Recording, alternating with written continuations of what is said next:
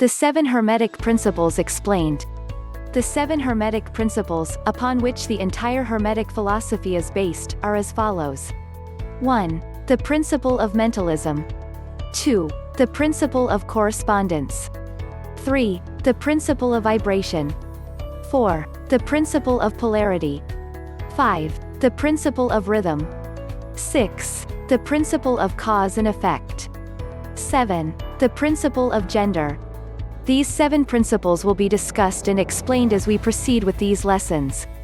A short explanation of each, however, may as well be given at this point. Number 1. The Principle of Mentalism. The all is mind, the universe is mental. This principle embodies the truth that all is mind. It explains that the all, which is the substantial reality underlying all the outward manifestations and appearances which we know under the terms of the material universe, the phenomena of life, matter, energy, and, in short, all that is apparent to our material senses, is spirit, which in itself is unknowable and undefinable, but which may be considered and thought of as an universal, infinite, living mind. It also explains that all the phenomenal world or universe is simply a mental creation of the all, subject to the laws of created things, and that the universe, as a whole, and in its parts or units, has its existence in the mind of the all, in which mind we live and move and have our being. This principle, by establishing the mental nature of the universe, easily explains all of the varied mental and psychic phenomena that occupy such a large portion of the public attention, and which, without such explanation, are non-understandable and defy scientific treatment. An understanding of this great Hermetic principle of mentalism enables the individual to readily grasp the laws of the mental universe, and to apply the same to his well-being and advancement. The Hermetic student is enabled to apply intelligently the great mental laws, instead of using them in a haphazard manner. With the master key in his possession, the student may unlock the many doors of the mental and psychic temple of knowledge, and enter the same freely and intelligently. This principle explains the true nature of energy, power, and matter, and why and how all these are subordinate to the mastery of mind. One of the old Hermetic masters wrote, long ages ago, he who grasps the truth of the mental nature of the universe is well advanced on the path to mastery. And these words are as true today as at the time they were first written. Without this master key, mastery is impossible, and the student knocks in vain at the many doors of the temple. Number 2. The Principle of Correspondence. As above, so below, as below, so above. This principle embodies the truth that there is always a correspondence between the laws and phenomena of the various planes of being and life. The old Hermetic axiom ran in these words, as above, so below, as below, so above. And the grasping of this principle gives one the means of solving many a dark paradox, and hidden secret of nature. There are planes beyond our knowing, but when we apply the principle of correspondence to them we are able to understand much that would otherwise be unknowable to us. This principle is of universal application and manifestation, on the various planes of the material, mental, and spiritual universe. It is an universal law. The ancient Hermetists considered this principle as one of the most important mental instruments by which man was able to pry aside the obstacles which hid from view the unknown. Its use even tore aside the veil of Isis to the extent that a glimpse of the face of the goddess might be caught. Just as a knowledge of the principles of geometry enables man to measure distant suns and their movements, while seated in his observatory, so a knowledge of the principle of correspondence enables man to reason intelligently from the known to the unknown. Studying the monad, he understands the archangel. Number 3. The Principle of Vibration. Nothing rests, everything moves, everything vibrates. This principle embodies the truth that everything is in motion, everything vibrates, nothing is at rest, facts which modern science endorses, and which each new scientific discovery tends to verify. And yet this Hermetic principle was enunciated thousands of years ago, by the masters of ancient Egypt. This principle explains that the differences between different manifestations of matter, energy, mind, and even spirit, result largely from varying rates of vibration. From the all, which is pure spirit, down to the grossest form of matter, all is in vibration. The higher the vibration, the higher the position in the scale. The vibration of spirit is at such an infinite rate of intensity and rapidity that it is practically at rest, just as a rapidly moving wheel seems to be motionless. And at the other end of the scale, there are gross forms of matter whose vibrations are so low as to seem at rest. Between these poles, there are millions upon millions of varying degrees of vibration. From corpuscle and electron, atom and molecule, to worlds and universes, everything is in vibratory motion. This is also true on the planes of energy and force, which are but varying degrees of vibration, and also on the mental planes, whose states depend upon vibrations, and even on to the spiritual planes. An understanding of this principle, with the appropriate formulas, enables Hermetic students to control their own mental vibrations as well as those of others. The masters also apply this principle to the conquering of natural phenomena, in various ways. He who understands the principle of vibration, has grasped the scepter of power, says one of the old writers. Number 4. The Principle of Polarity. Everything is dual, everything has poles, everything has its pair of opposites, like and unlike are the same, opposites are identical in nature, but different in degree, extremes meet, all truths are but half-truths, all paradoxes may be reconciled. This principle embodies the truth that everything is dual, everything has two poles, everything has its pair of opposites, all of which were old Hermetic axioms.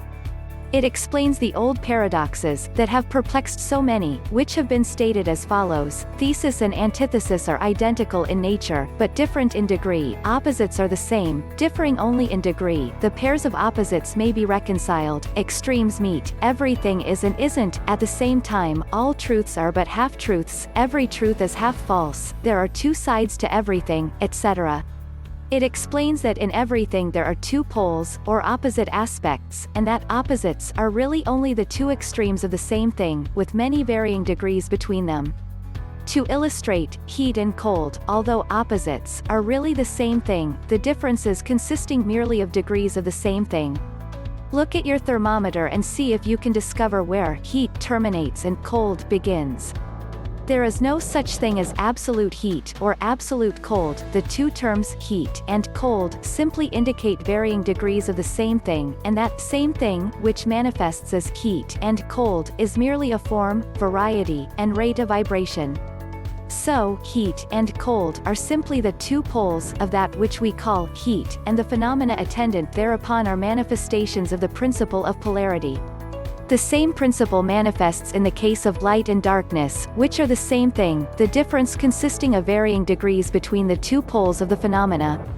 Where does darkness leave off, and light begin? What is the difference between large and small? Between hard and soft? Between black and white? Between sharp and dull? Between noise and quiet? Between high and low? Between positive and negative? The principle of polarity explains these paradoxes, and no other principle can supersede it. The same principle operates on the mental plane. Let us take a radical and extreme example, that of love and hate, two mental states apparently totally different. And yet there are degrees of hate and degrees of love, and a middle point in which we use the terms like or dislike, which shade into each other so gradually that sometimes we are at a loss to know whether we like or dislike, or neither.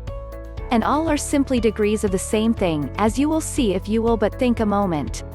And, more than this, and considered of more importance by the Hermetists, it is possible to change the vibrations of hate to the vibrations of love, in one's own mind, and in the minds of others. Many of you, who read these lines, have had personal experiences of the involuntary rapid transition from love to hate, and the reverse, in your own case and that of others. And you will therefore realize the possibility of this being accomplished by the use of the will, by means of the Hermetic formulas. Good and evil are but the poles of the same thing, and the Hermetist understands the art of transmuting evil into good, by means of an application of the principle of polarity. In short, the art of polarization becomes a phase of mental alchemy known and practiced by the ancient and modern Hermetic masters. An understanding of the principle will enable one to change his own polarity, as well as that of others, if he will devote the time and study necessary to master the art. Number 5. The Principle of Rhythm. Everything flows out and in, everything has its tides, all things rise and fall, the pendulum swing manifests in everything, the measure of the swing to the right as the measure of the swing to the left, rhythm compensates. This principle embodies the truth that in everything there is manifested a measured motion, to and fro, a flow and inflow, a swing backward and forward, a pendulum-like movement, a tide-like ebb and flow, a high tide and low tide, between the two poles which exist in accordance with the principle of polarity described a moment ago. There is always an action and a reaction, an advance and a retreat, a rising and a sinking. This is in the affairs of the universe, suns, worlds, men, animals, mind, energy, and matter. This law is manifest in the creation and destruction of worlds, in the rise and fall of nations, in the life of all things, and finally in the mental states of man, and it is with this latter that the Hermetists find the understanding of the principle most important. The Hermetists have grasped this principle, finding its universal application, and have also discovered certain means to overcome its effects in themselves by the use of the appropriate formulas and methods. They apply the mental law of neutralization. They cannot annul the principle, or cause it to cease its operation, but they have learned how to escape its effects upon themselves to a certain degree depending upon the mastery of the principle. They have learned how to use it, instead of being used by it. In this and similar methods, consists the art of the Hermetists. The master of Hermetics polarizes himself at the point at which he desires to rest, and then neutralizes the rhythmic swing of the pendulum which would tend to carry him to the other pole. All individuals who have attained any degree of self-mastery do this to a certain degree, more or less unconsciously, but the master does this consciously, and by the use of his will, and attains a degree of poise and mental firmness almost impossible of belief on the part of the masses who are swung backward and forward like a pendulum. This principle and that of polarity have been closely studied by the Hermetists, and the methods of counteracting, neutralizing, and using them form an important part of the Hermetic mental alchemy. Number 6. The principle of cause and effect. Every cause has its effect, every effect has its cause, everything happens according to law, chance is but a name for law not recognized, there are many planes of causation, but nothing escapes the law.